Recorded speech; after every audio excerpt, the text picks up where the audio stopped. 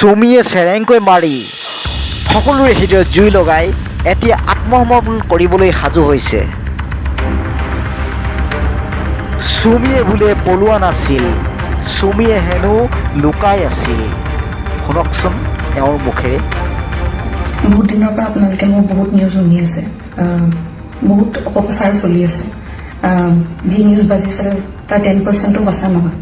আৰু মই ইমান দিনে একো মাত মাতিব পৰা নাই, কাৰণ ইমান হেৰেছমেণ্ট, ইমান মেণ্টেল হেৰেছমেণ্ট, যোনটো কেতিয়াও মই ভাবাই নাছিলোঁ হ'ব বুলি, সেইখিনি মই পাৰ কৰিব লগা হৈছে। মেণ্টেলি প্ৰস্তুত নাছিলোঁ কোনো ধৰণৰ কথা ক'বলৈ বা কিবা ষ্টেটমেণ্ট দিবলৈ।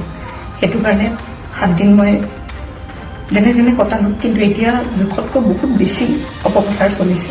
বহুত ধৰণে মোক সাঙুৰ খুৱাইছে বিভিন্ন ক্ষেত্ৰত।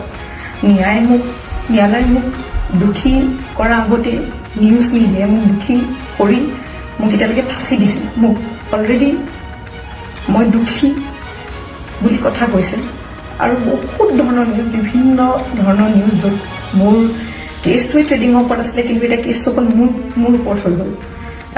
আজি ফাইনেলি বহুত দিনৰ পিছত সাহস কৰি মই চাৰেণ্ডাৰ কৰিব ওলাইছোঁ। মই ফুল কঅপাৰেট কৰিম পুলিচৰ লগত।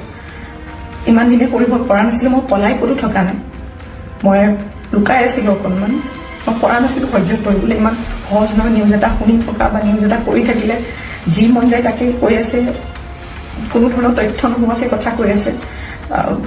মই ভাবিছিলোঁ ইমানখিনি কেতিয়াও নিউজ মিডিয়াই নকৰে, ইমান তথ্য নথকাকৈ ইমান নিউজ নবজায়। কিন্তু আজি মিডিয়াৰ ফলত মই আজি দোষী।